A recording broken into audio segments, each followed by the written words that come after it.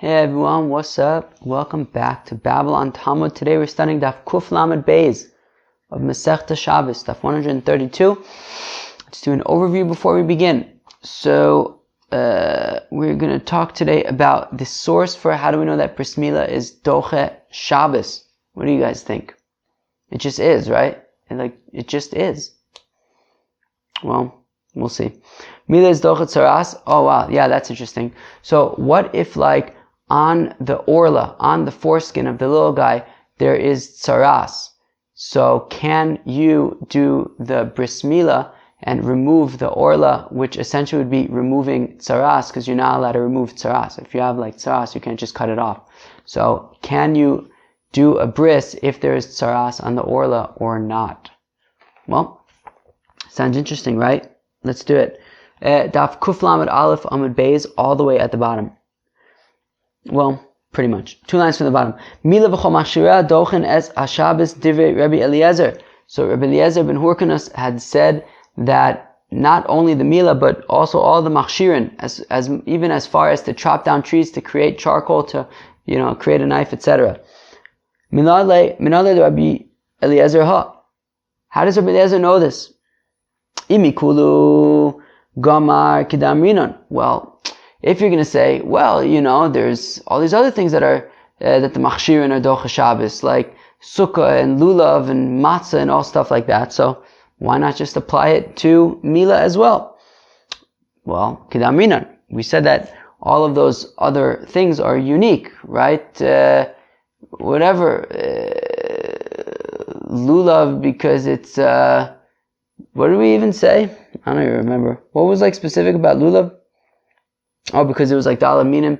Each one of those things had their own reason why you can't learn out other things from it. So therefore, we can't just learn out that the machshirin of milah are doche Shabbos, just because all these other things, the machshirin are doche Shabbos, v'od, and more so, malahanach shkein im avers mana betela.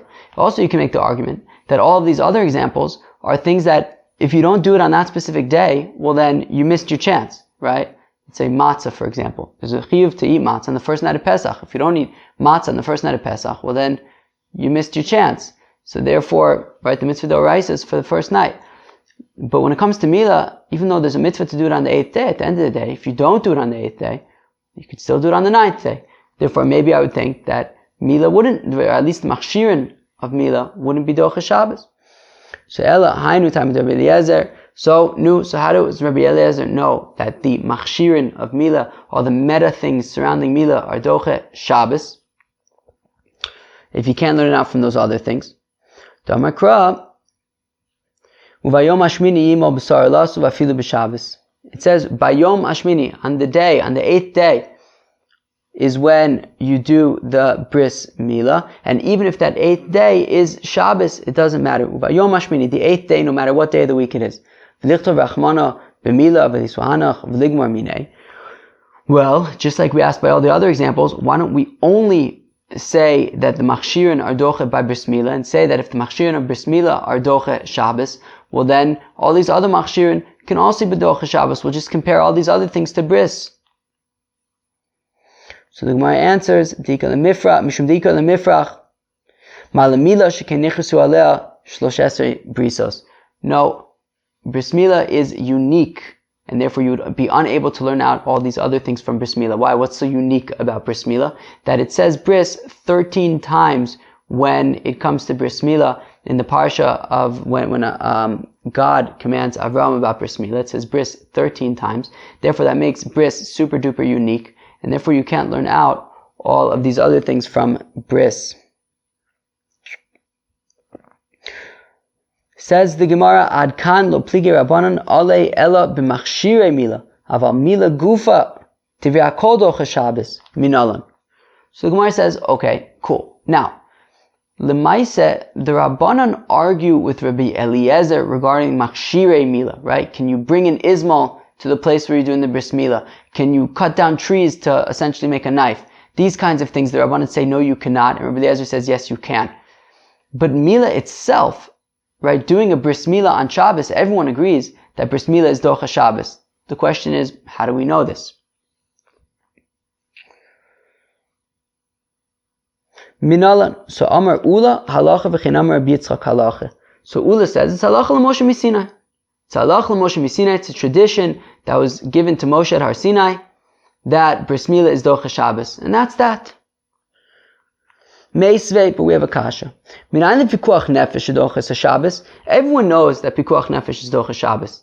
Everyone knows that, right? I assume everyone here knows, and if not, now you do. But it's like a classic thing. Pikuach nefesh is docha Shabbos. When it comes to something that's life-saving, so then you're allowed to be docha in Shabbos in order to, you're allowed to be mechal Shabbos, although it wouldn't probably be called mechal Shabbos because you're not desecrating Shabbos. You're allowed to do it, right? So we docha Shabbos, we push off all the Isra Malacha of Shabbos in order to save someone's life. How do we know this? So minayin the pikuach nefesh docha Shabbos. How do we know that pikuach nefesh is in fact docha Shabbos? So Rabbi Elazar ben Azariah Omer, well, it's a kal v'chomer. Ma milah she achas me'evav shel adam docha Shabbos. Kal v'chomer the pikuach nefesh docha Shabbos. So Rabbi Elazar ben Azariah says, do you know the source for pikuach nefesh being docha Shabbos? It's a kal v'chomer. It's logical. What's the logic? The logic is the following: that, well, if bris milah is docha Shabbos, and that's only one limb of a person, we could violate Shabbos for one limb of a person. Well, certainly pikuach nefesh, when we're talking about mamish, a person's entire body dying, saving a person's entire body. So certainly, if we could do bris milah on Shabbos, which applies to one limb of the body, certainly we can be docha Shabbos for pikuach nefesh, which would apply to all the limbs of a person's body. Now, and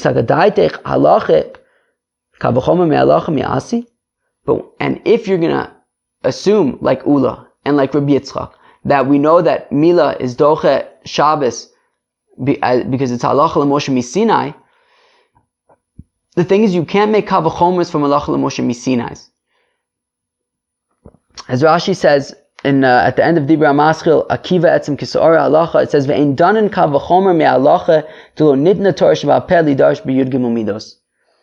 Because Torah sheba'al peh cannot be darshened from the Yud Gimel Midos, right? Of course, we know right before Pesukei D'Zimra starts, we say Rabbi Shmuel Omer b'shlosh eser midos aTorah nedreshes b'hen, that the Torah can be expounded using 13 ways of expounding.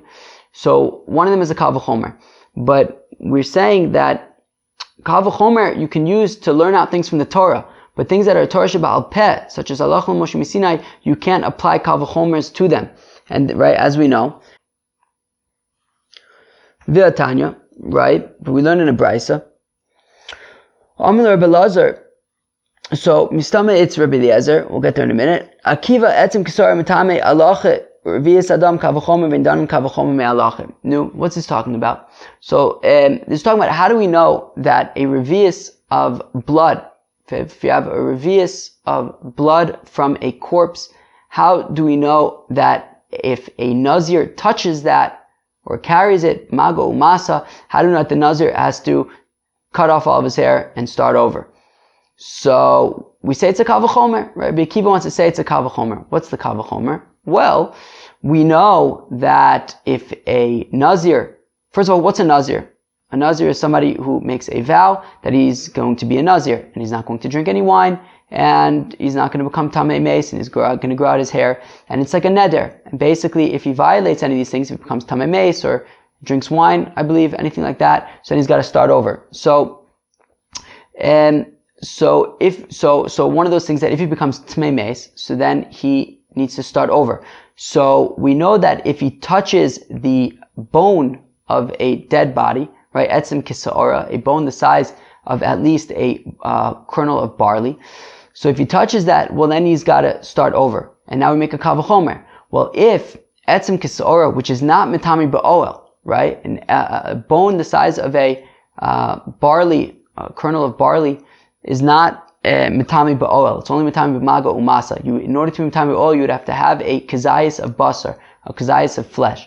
So if you have an etzem kisa'ora, which is not mitami ba'oel, and a nazir touches this etzem kisa'ora, well, he's got to start over. Well, then kal v'chomer, a revius of dam min ames, which is mitami ba'oel, which makes it therefore stronger than etzim kisora kavachomer, it should be mitami and nazir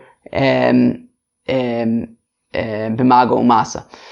So that's the kavachomer, to which Rabbi Eliezer replies to Rabbi Akiva, who makes his kavachomer. Rabbi Eliezer says, Akiva, the fact that etzim kisora is mitame b'mago umasa, a nazir, and that he has to start over, that's only halacha l'Moshe Misinai. You cannot therefore draw a kavachomer to say that also a revius of dam would be mitami b'mago umasa, if that kavachomer is based on the fact that an etzem kisor is mitami b'mago umasa, since that is a halacha l'Moshe Misinai. So we see that you cannot draw kavachomers from a halacha l'Moshe Misinai, and therefore, if we want to say that the fact that milah is docha Shabbos, we know because it's halacha l'Moshe Misinai, well then you wouldn't be able to learn out that pikuach nefesh is docha Shabbos from a kavachomer, from the fact that milah is docha Shabbos, since if milah is only docha Shabbos because of halacha l'Moshe Misinai, we would not be able to draw a kavachomer from there. That is the kasha against Ula and against Rabbi Yitzchak. Now, how come I wanted to say that it's not Rabbi Elazar responding to Rabbi Akiva, it's Rabbi Eliezer responding to Rabbi Akiva? Because also, if you look at the tone, he says Akiva, right? We don't make kavachomers from halacha Moshe Misinai. Rabbi Elazar, the Tana would be Rabbi Elazar ben Arach. No, it would be Rabbi Elazar ben Shamua. Now, Rabbi Elazar ben Shamua was a student of Rabbi Akiva. Therefore, he wouldn't call his Rebbe Akiva. However, Rabbi Eliezer was Rabbi Akiva's teacher, was his Rebbe. So therefore, that makes more sense, like those who changed the girsa from Rabbi Elazar to Rabbi Eliezer. Fine. So we had Ula, and we had Rabbi Yitzchak, who said that milah is docha Shabbos because of halacha l'Moshe Misinai. We then said that wouldn't really make sense, because the fact that we learn out pikuach nefesh from a kavachomer, from milah being docha Shabbos, so it can't be that milah is docha Shabbos from halacha l'Moshe Misinai. Well then, why is milah docha Shabbos? Ela Amar Rabbi Elazar, rather says Rabbi Elazar the Amora, Rabbi Elazar ben Pedas, Asya os os. Well, it says the word os, which is a sign. It says that by milah, and it says os also by Shabbos. So therefore, since it says os by both of them, it shows that milah is doche Shabbos. El miata tefillin d'chsev b'en os lidche Shabbos. But then the Gemara says, well, it also says os by tefillin. So should we say that tefillin would be docha Shabbos? And the question is, how exactly would tefillin be docha Shabbos? I mean, wearing tefillin is not exactly malacha. So I saw a note in the art school that said that when it comes to tefillin, the question would be about the machshirei tefillin, not about tefillin itself. So it's sort of to make tefillin. Okay, so I would assume then. So if we're saying that wherever it says os, it's going to be docha Shabbos. That's why milah is docha Shabbos. Well then, should tefillin be docha Shabbos? Ela aser bris bris. No, okay, it comes from the fact that it says bris by Shabbos, right? Be'enu ve'em Yisrael osilam. No, there was some bris olam, right? By Shabbos. And obviously it says bris by bris milah. So therefore, bris milah is docha Shabbos. But I have a question. Gadol d'chsev bei bris lidche Shabbos. Well, when it comes to a gadol, a boy who's already bar mitzvah and does not have a bris milah, right? So it says v'chol os, v'chol, what does it say? V'aro zachar shelo yimos b'sar laso. B'nichusa nefesh ahi me'amea as brisi hefar. Right? So it says that a child who's 13 years old and does not yet have a bris milah has to do bris milah. So, and it says bris there as well. So would I say that the bris milah of a gadol would be docha Shabbos as well? We know that only bris milah bismana, only a bris on the 8th day is docha Shabbos, not after that.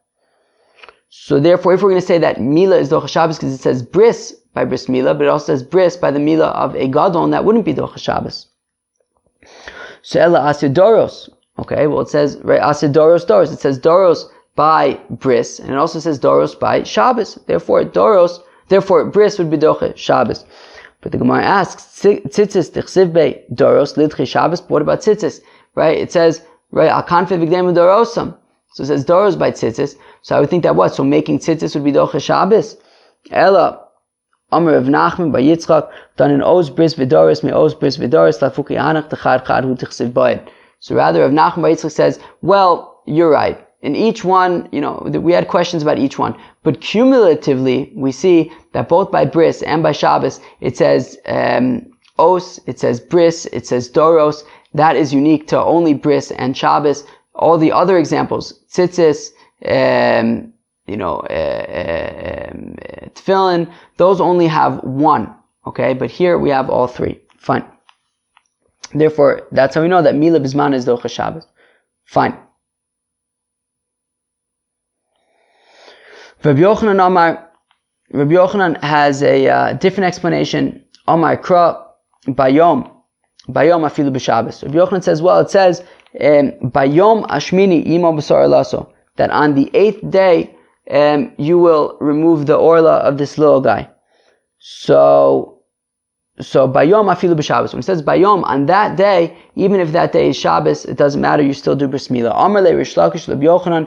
Rish Lakish asked Rabbi Yochanan, Elam me'ata. Let me ask you a question. If the fact that it says bayom, that means that you can do it even if that yom happens to be Shabbos, well then, m'chusrei kapara dichsibu bayom achinami dedachu Shabbos. What about people who need to bring a korban? Who needs to bring a korban? Azava, Metzora, right? These are people who go through a purification process. They were tamei, now they become tahor. So once they become tahor, in addition to going to the mikveh and doing whatever else they have to do, they also, the next day, they have to bring a korban. Okay? And the 8th says, Bayom Hashmini, on the 8th day, they then have to bring a korban. Well, what if that 8th day is Shabbos? It says Bayom. It says on that day. So would I say also that mechusrei kapara, these people who have to bring a korban, they can bring a korban even if the 8th day is Shabbos? So we're going to answer for Rabbi Yochanan, Ahumi baile bayom v'lo balayla. No, when it says bayom in the context of mechusrei kapara, that teaches us not that these korbanos would be docha Shabbos. No, it teaches that these korbanos have to be brought during the day. You cannot bring these korbanos at night. But then why don't we say the same thing by bris milah? That it says bayom hashmini, that it has to be during the day and not at night. So the Gemara says, no, ahumi ben shmonas yom nafka. No, we know that bris milah is done during the day and not at night from ben shmonas yomim, from the fact that it says that on the 8th day you do bris milah. So it says 8th day, not night. So therefore, what about bayom hashmini, right? What about this puzzle? Bayom hashmini means bayom afilu b'Shabbos. Hanami mi bayom tzavoso nafka. But one second, when it comes to mechusrei kapara, we know that in general, when it comes to korbanos, it says biyom tzavoso. What does the pasuk say? Asher tziva Hashem es Moshe bar Sinai biyom tzavoso b'nei Yisrael la'akriv es hakorbaneim la'Hashem b'midbar Sinai.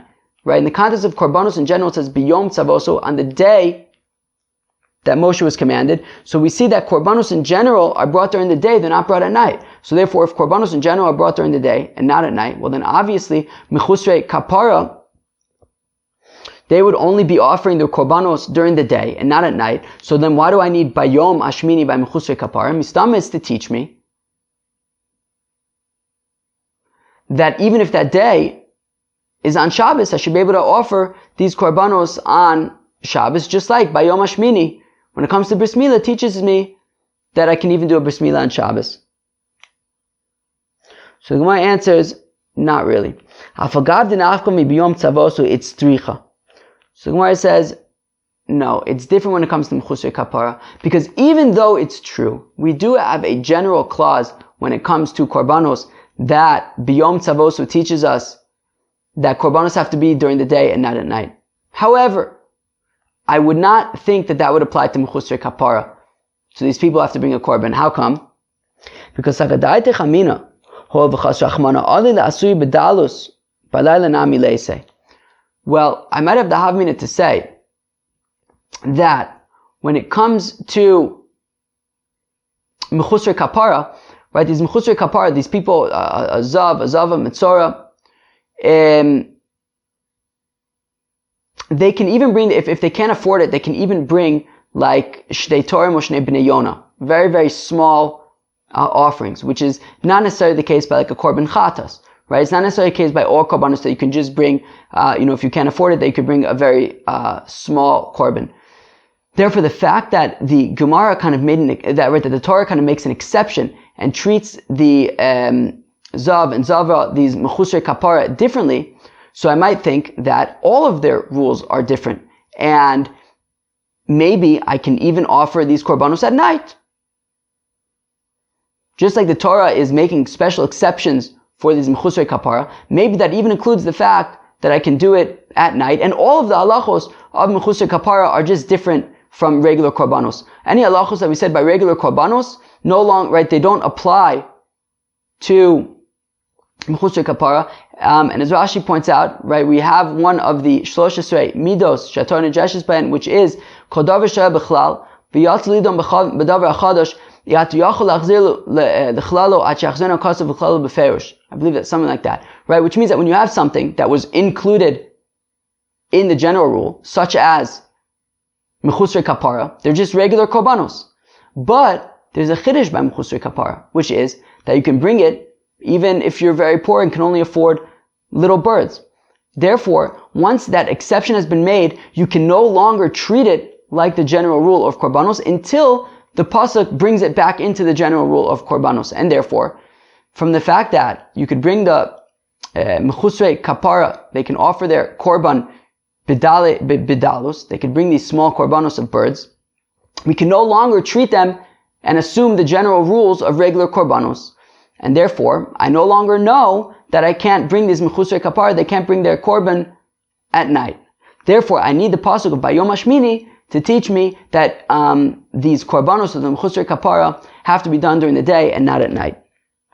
Kamash Milan, that's why it says Bayom Hashmini. Maskif la Ravina. Now Ravina asks the kasha, Elamiata, yeh zar kasher bahen, v'yeh onin kasher bahen.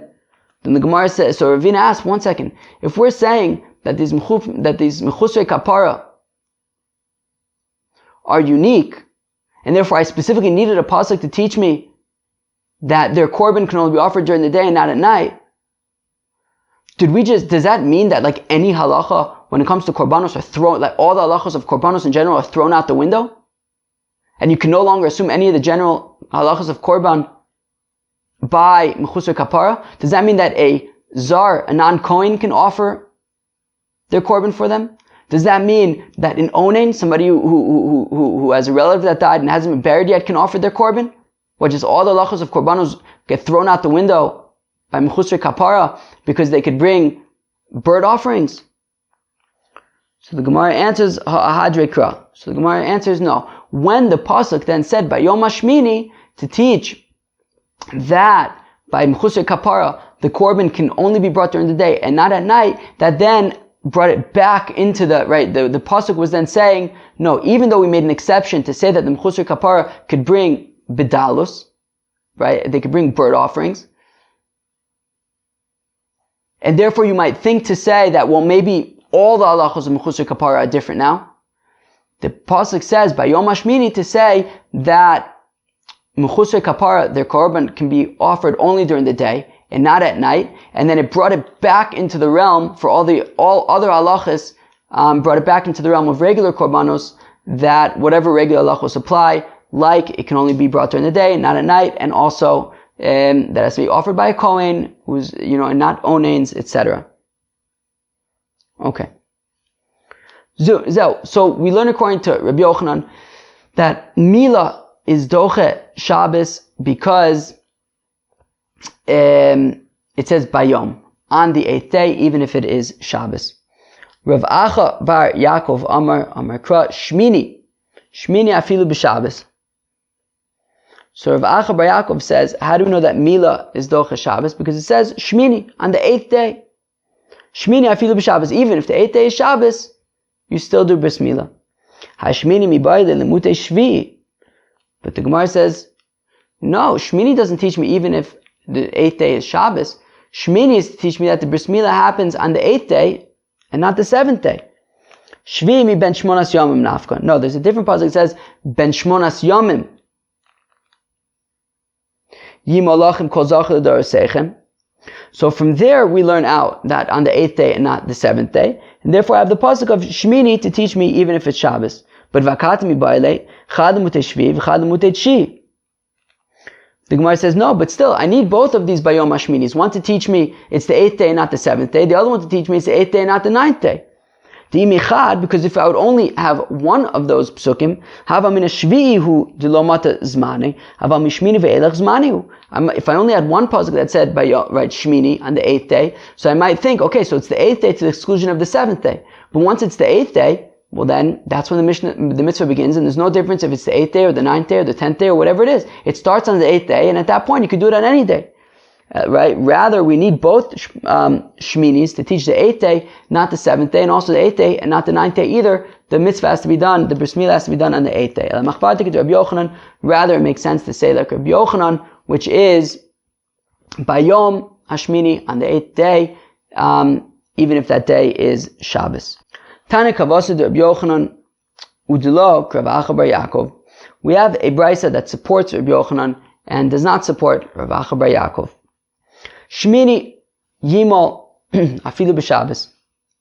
The pasuk says Shmini Yimol Afilu b'Shabbos, and on the 8th day you do bris milah, even if the 8th day is Shabbos. Umani Mekai Mechalel Mosumas. Well, if that's the case, then what about the fact that we have a pasuk that says anybody who's Mechal Shabbos has to die? That you're not allowed to be Mechal Shabbos. So b'shar melachos chutz milah. Well, no. Mechalel Mosumas is talking about any other melacha that you do, but not milah. Milah is allowed to be done on Shabbos. The Gemara says, "Oh, eno, ella afilu milah." But really, it's the brisa, right? The brisa continues and says, "Wait," or maybe you could say, "No, maybe mechalel mosumas even includes bris milah, to say that you're not allowed to do bris milah on Shabbos." Umani mekayim shmini yimo chutz mi Shabbos. Well, what about the fact that it says that on the 8th day you would do bris milah? That's only if it's not Shabbos. But if it's Shabbos, mechalel mosumas, you can't do bris milah on Shabbos. Talmud lomar bayom afilu b'Shabbos. Therefore, it says bayom, on the 8th day, even if that 8th day is Shabbos. We see that we're learning out from Bayom, and we can't learn it out from Shmini. Okay? Fine. Like Rava, not like Rav Acha bar Yaakov. Amar Rava. I'm sorry, it's like Rabbi Yochanan, it's not like Rav Acha bar Yaakov. Amar Rava, says Rava, Haitana me'ikara my kanichale, levasof my kakashale. Rava wants to know, this brisa, that initially, right, there's like two parts of this brisa. The first thought is to say that milah would be docha Shabbos. What about mechalel mos yumas? It means except for milah. But then the brisa changed its mind and says, or maybe you can actually argue the opposite, which is that milah is not docha Shabbos. What do you do with shmini yimo? It means if the 8th day is not Shabbos. So first the brisa took the approach that milah would be docha Shabbos, and then it tried out the approach to say that milah would not be docha Shabbos, until it came to bayom to say even if it's Shabbos. What was the havamina to say that first it would be docha Shabbos and then to change its mind to say that maybe milah wouldn't be docha Shabbos? So achikam, and this is what the brisa is saying. Shmini yimol afilu b'Shabbos. Okay, so first we thought to say that on the 8th day you do bris milah even if the 8th day is Shabbos. Umani mekayim mechalel mos yumas b'shar melachos chutz milah. Right, and then what about mechalel mos yumas that applies to all other mitzvos, not including bris milah? Bris milah would be docha Shabbos. Aval milah dachya, my time. How come? Kavachomer. Well, because it's a kavachomer. Umatzaras shedocha es avoda, vavoda docha es Shabbos. Milah docha osa. Shabbos shenitches pnei avoda. Enodin shtei milah docha osa. Let's read that again. Umatzaras shedocha es avoda. Tzaras is docha avoda. What does that mean? It means that if a person, or you have a Kohen works in the Beis HaMikdash, but what if this Kohen has tzaras? So a Kohen with tzaras is not allowed to work in the Beis HaMikdash, okay? But there's a solution. Why don't you just remove the tzaras, and then you can go work in the Beis HaMikdash, right? Just remove this tzaras, and then you can work in the Beis HaMikdash. But there's a problem. The pasuk says, "Yishamer b'nega tzaras." It says you have to guard the nega tzaras, meaning you're not allowed to just cut off the tzaras. Right? If a person has tzaras, you can't just cut it off. You have to leave it there. And therefore, what we're saying is, when it comes to tzaras, and a kohen has tzaras, we don't say, look, it's more important to work in the Beis HaMikdash, or just cut off the tzaras and go to work in the Beis HaMikdash. No. We say, if you have tzaras, you can't work in the Beis HaMikdash. So we see that tzaras is stronger than working in the Beis HaMikdash. Now, we also know that working in the Beis HaMikdash is doche Shabbos, right? You can check the korban tamid, for example, on Shabbos. So we see this kind of hierarchy building, which is that tzaras is stronger than avoda. Avoda is stronger than Shabbos. And guess what? Milah is doche tzaras, which means that if there is tzaras on the foreskin, there's tzaras on the orla, so you're nonetheless allowed to do bris milah and remove the orla, even though you're going to be removing the tzaras. So what do we now see? We see a hierarchy in which bris milah is the strongest of them all, right? You have bris milah, which is doche tsaras, and tsaras is doche avoda, and avoda is doche Shabbos. So kal v'chomer bris milah should be doche Shabbos. Okay? So that was the havamina to say that bris milah is doche Shabbos. So let's read it again inside. Umat tsaras shedoches avoda, tsaras, which is stronger than avoda, v'avoda doches Shabbos, and avoda is stronger than Shabbos in that it can be, you can do avoda in the Beis Hamikdash even if you're doing milah. Milah doche osa, and yet milah is doche tsaras. Shabbos shenidches mipnei avoda eno din shtei milah doche osa. So Shabbos, which is even able to be, overpowered, let's say, which is pushed off by avoda, well then certainly milah can be doche Shabbos. Umay o eno de ka'amar. But then what was the sort of idea to switch around and then maybe say, right, sounds like a good argument. So how come then the Brisa thought to say that maybe milah is not doche Shabbos? So Hadar Amar, well, the Tana of the Brisa then thought to say, well, maybe why did tsaras chamura? Wait, how do we know that tsaras is necessarily more chamur than Shabbos? How do we know that tsaras is more chamur than Shabbos? Maybe the reason, maybe Shabbos is actually more chamur than tsaras. Right? Dilma Shabbos chamur sheken yesh ba onshin v'azaros harbe. Maybe Shabbos is stronger than tsaras because Shabbos, after all, has all sorts of punishments and warnings and things like that. Okay, well, what about the fact that tsaras seems to be stronger than avoda, which is stronger than Shabbos? So by definition, tsaras is stronger than Shabbos. No, how could you say that Shabbos is stronger than tsaras? Well, umimai mishum de chamira tsaras he. Well, maybe the fact that tsaras is doche avoda, as we said, that if you have a Kohen who has tsaras, you can't just remove the tsaras. So we see that tsaras is stronger than avoda. So we say, well, maybe that's not the right way to look at it. Maybe the reason why the Kohen does not remove the tsaras is not because tsaras is stronger than avoda, rather, maybe the only reason why the Kohen doesn't remove his tsaras and then proceed to work in the Beis Hamikdash is because even if he removes the tsaras, he still can't work in the Beis Hamikdash because he's tameh. Meaning somebody who has tsaras, they don't just have this thing on their skin, they're tameh. And even if the Kohen would remove the tsaras, he would still be at least tameh until the evening. So removing the tsaras would not allow him to now go to the Beis, to go into avoda anyways. So therefore, it doesn't mean that tsaras is stronger than avoda. It just means the fact of the matter is, this guy is tsaras, he's tameh, he can't work in the Beis Hamikdash. And therefore it's more of a technicality why a Kohen with tsaras cannot work in the Beis Hamikdash, but it's not to say that tsaras is any stronger than avoda, which is doche Shabbos. It's a matter of a person who has tsaras is tameh. Somebody who's tameh can't work in the Beis Hamikdash. So therefore we might think that Shabbos is really the strongest. And therefore, even though milah is doche tsaras, it might not be doche Shabbos. Right? Umani mekayim shmini yimo chutz mi Shabbos. Therefore, what does it mean that on the 8th day you do bris milah, as long as it's not Shabbos? Tamalomer bayom afilu b'Shabbos. So therefore, the pasuk says, bayom, that on the 8th day you do bris milah, even if the 8th day is Shabbos. Tanu Rabbanan, the rabbis taught, milah doches atzaras, ben bizmana ben shelo bizmana. Yom Tiv Eina Doche Ele Bizmana Bilvad.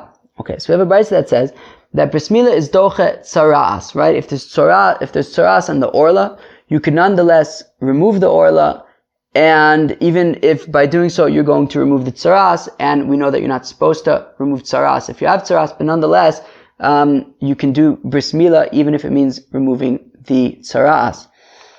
Yom Tiv, when it comes to Yom Tiv, Eina Doche Ele Bizmana Bilvad. So now, that is Bein Bizmana Ben Shelo Bizmana. Whether the milah is happening on the 8th day, whether it's happening on a different day, it doesn't matter. You can do bris milah even if it's going to be Doche the Tsaras. Right?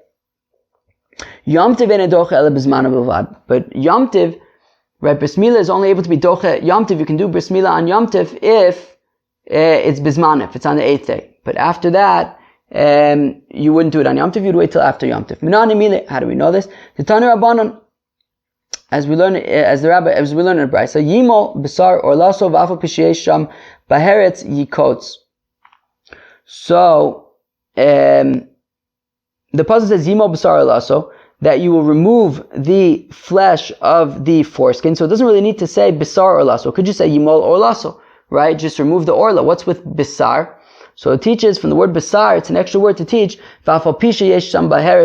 even if there is tsaras, you can nonetheless remove the orla with the tsaras.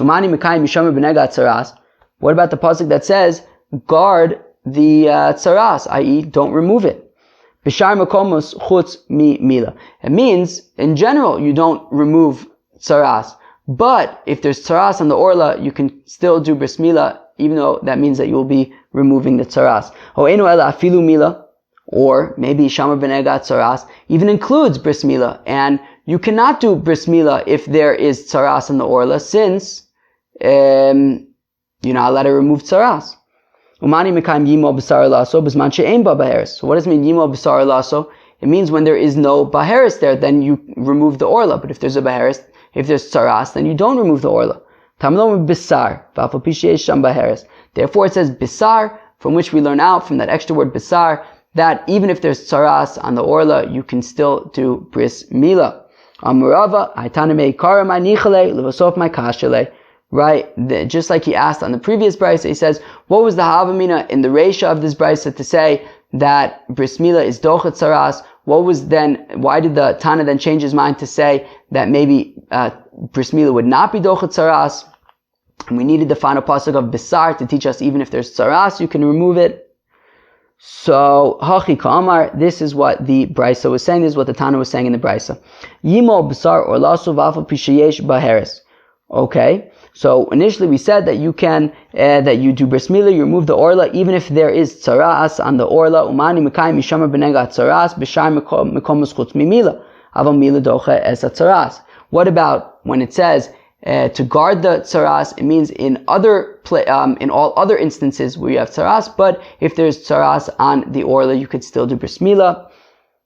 My time, how come? Well, de'asa mikava chomer, because it comes from a kavachomer, Shabbis chamura milah doche osa tsaras lo kol shekain. Well, if you have Shabbos, which is super duper strong, as we saw earlier, that there's lots of punishments and warnings and stuff around Shabbos, and nonetheless milah is doche Shabbos, well then, as we learned, from Bayom, that even if it's Shabbos, well then, certainly, tsaras, which is not as chamur as Shabbos, milah will be doche tsaras.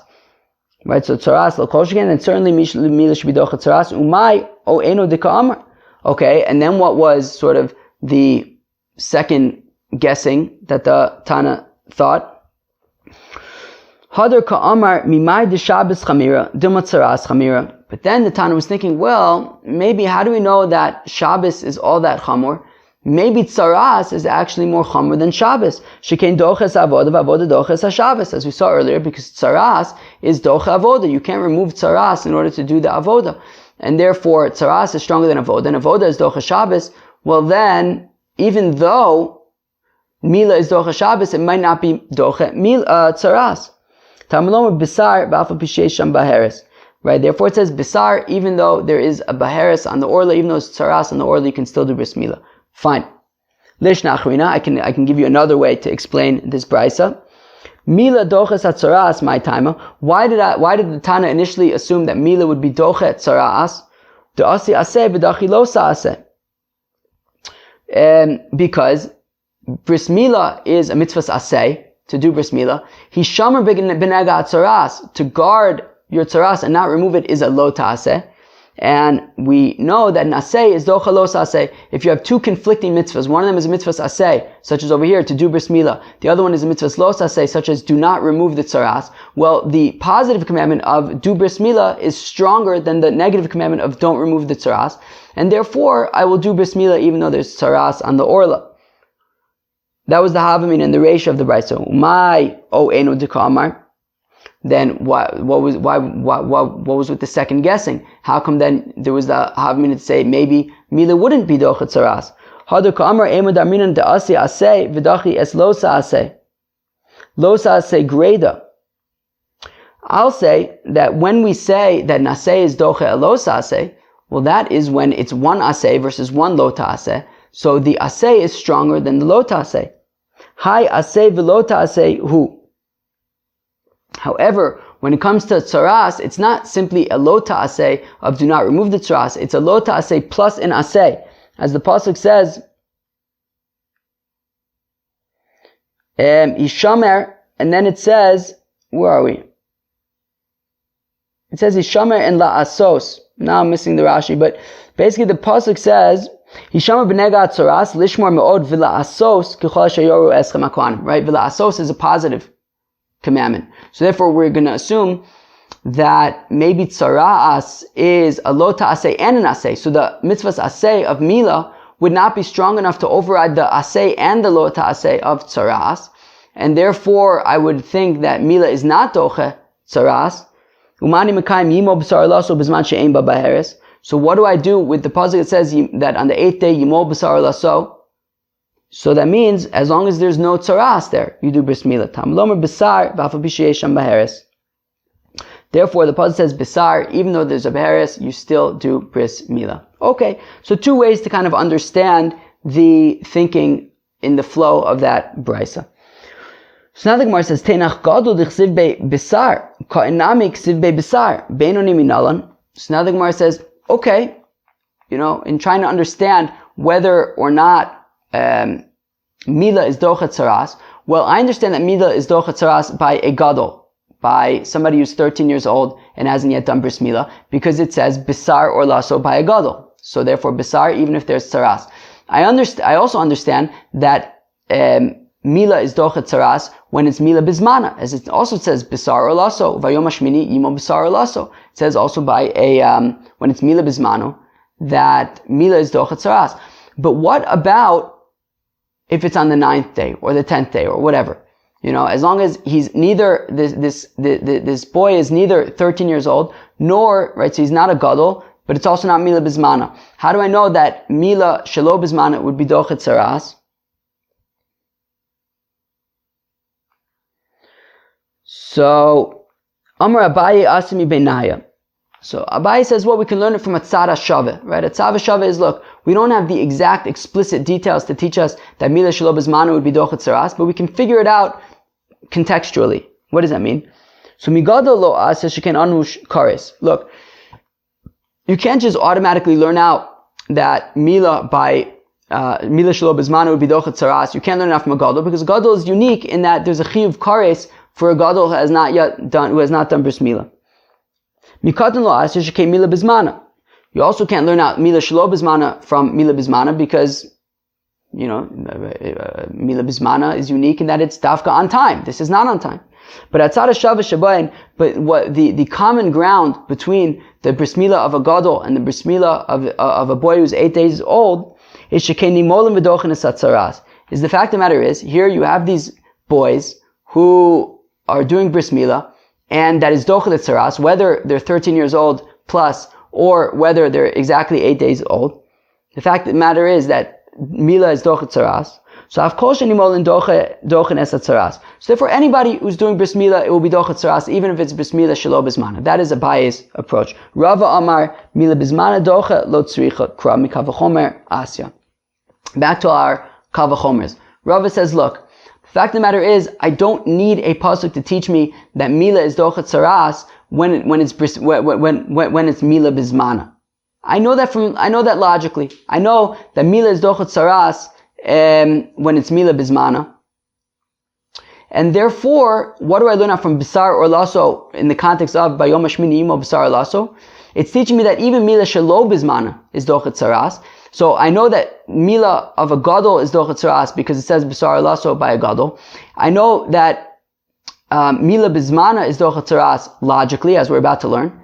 And I know that milah shelo bizmana is dochet tzaras because of bisar lasso that's written vayom hashmini bisar lasso. That's teaching about a beinoni, somebody who's neither a gadol nor is on the 8th day. Now here's the svara. Umar Shabbis the chamira dochet tzaras lo kol shekain. Well, we know that milah bizmana is docha Shabbos from bayom hashmini, even if that's the 8th day. So milah bizmana is docha Shabbos. Certainly, it'll be docha tzaras. Amalei Rav Safra. Rav Safra says to Rava, 1 second. Why are you assuming that Shabbos is stronger than tzaras? Right? Amalei Rav Safra l'Rava. Mimai de Shabbos chamira, dumut tzaras chamira. Maybe tzaras is stronger than Shabbos, shekein doches avoda, v'avoda doches Shabbos. Because of course tzaras is stronger than avoda. It's docha avoda, and avoda is docha Shabbos. So to which Rava says, no, tzaras is not stronger than avoda, which is stronger than Shabbos. Hasam lav mishum dechamira tzaras, elam mishum degavru delochazi. No, tzaras is not stronger than avoda. It's just that when you have tzaras, you're tameh. And if you're tameh, even if you remove the tzaras, you're still going to be tameh. That is why you don't remove the tzaras. But it's not stronger than avoda. Amai v'yikos be'araso v'yavod mechusut vilu. So right, so the Gemara says, well, why? What's wrong with this guy? Why doesn't he just remove the tzaras and then go to work in the Beis HaMikdash? To which Rava says, yeah, but he didn't yet go to the mikvah. So tenach negayim tmeim negayim torah ma'ikal meimar. To which Rav Safra says, yeah, but that only makes sense. Right? Not every kind of tzaras is tameh. There are certain types of tzaras which are tahor. So what about the fact that if he has tahor tzaras, he's still not allowed to remove that and go work in the Beis HaMikdash? So therefore, Rav Safra is challenging Rava. Rava says that logically we could say that milah bizmana is docha tzaras, since if it's docha Shabbos, it's certainly docha tzaras. To which Rav Safra says, not necessarily. Tzaras might actually be intrinsically more stronger than Shabbos. So Ela Amar Rav Ashi, rather Rav Ashi explains to Rav Safra why you still, why the fact that you are not allowed to remove the tzaras to do avoda is not necessarily an indication that tzaras is stronger than avoda, even from the fact that when the tzaras is a tahor tzaras, you can't remove it. Still, that doesn't prove that tzaras is stronger than avoda. Why not? When we say that an aseh is docha alo taseh, right? When we say over here, let me, doing the avoda is an aseh, removing the tzaras is a lo taseh. So if we're going to say that avoda is stronger than tzaras, then I should be able to remove the tzaras in order to do the avoda, right? And Rav Safra's argument is from the fact that I can't remove the tzaras in order to do avoda. It must mean that tzaras is stronger than avoda, right? Rav Ashi says not necessarily. When do we say that an aseh is able to be docha lo ta'aseh? For example, when you're doing milah with tzaras, at the time, right, as he says, at the time that you're violating the lav, which is do not remove tzaras, you're also being mekayim the aseh of doing bris milah. It happens at the exact same time. Same thing with tzitzis. At the time that I put on tzitzis with kilayim, right, so on the one hand I'm violating kilayim, but on the other hand I'm doing the aseh of wearing tzitzis. So in these cases we say that the aseh will come and overpower and override the lo ta'aseh. Hacha, but over here, by removing the tzaras in order to do the avoda, be'inad misakar the lav lo kamokim aseh. At the time that you're doing the lav of removing the tzaras, you haven't yet gone to do the avoda. You're only going to do that afterwards. Therefore, we're not going to say that the aseh of the avoda is going to be docha the lo ta'aseh of removing the tzaras, and that is why you're not allowed to remove the tzaras. But it's not because tzaras is stronger than avoda. It's just that tzaras is a lav. You're not allowed to remove tzaras. And even if you say, well, yeah, but it's because I want to do avoda in the future, but you can't just violate the lav of removing tzaras for the avoda that you want to do in the future. It doesn't work like that. And therefore, that's why you can't remove the tzaras. Because of because the fact of the matter is that there's a law that you can't remove tzaras. But there's no reason why you'd be able to remove tzaras even if you want to be doing the avoda afterwards, and that's why you can't remove the tzaras, but not because it's stronger, just because the fact of the matter is you have tzaras, you can't remove it. There's no reason to argue that you should be able to remove it. Fine. Now, Vahad Rava to Rav Safra, this machlokas between Rava and Rav Safra of can you learn out that milah bizmana is doche tzaras logically. So it's actually machlokas tanaim. Tanai, the Tanya, Bisar, that it says in the pasuk Bisar, even though, right, it says Bisar alaso, even if there is baheres, you could still do bris milah, i.e., we need a pasuk to teach that. I can't learn that out logically. That would be like Rav Safra. Rabbi Yonasan Omer, Eino tzarich Shabbos chamura doche tzaras lo kosher, whereas Rabbi Yonasan says, no, you don't need a pasuk to teach me that. Rather, if milah is doche Shabbos, certainly it'll be doche tzaras, and that will be like Rava. Okay, that was today's daf.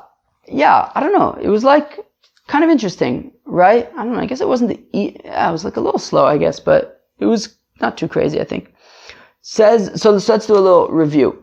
So we started off, what's the source for the fact that milah is doche Shabbos? We had a few different suggestions. Ula and Rabbi Yitzchak says it's halacha l'Moshe miSinai, right? To which we asked, but one second, how could it be halacha l'Moshe miSinai? We know that pikuach nefesh is doche Shabbos from a kal v'chomer from the fact that bris milah is doche Shabbos. If bris milah is only one limb of the body, it's doche Shabbos. So certainly pikuach nefesh, which is all of the limbs of a body, is going to be doche Shabbos. And you can't learn out kal v'chomers from halacha l'Moshe miSinai. Therefore, it must be for a different reason. Rav Nachman Yitzchak says, well, it says os and bris and doros by both Shabbos and milah to teach that bris milah is doche Shabbos. Rabbi Yochanan says that we learn out from bayom. And from the fact it says bayom ashmini, even if that yom is the 8th day, you still do it anyways. And Rav Acha bar Yaakov learns it out from hashmini, that the 8th day, even if the 8th day is Shabbos.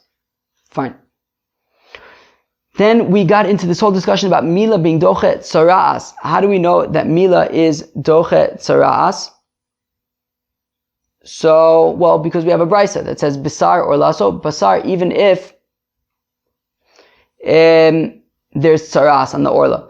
Okay, and then we said, well, that makes sense by a gadol and by a milah bismana, where it says bisar or laso. But what about a benoni, which is neither a gadol and it's also not bismana? So Bai says, well, you learn it from a tzara shaveh. From the fact that the gadol and the bismana, it's both milah and doche Shabbos and doche tzaras, so therefore all milah is doche tzaras, even by a benoni.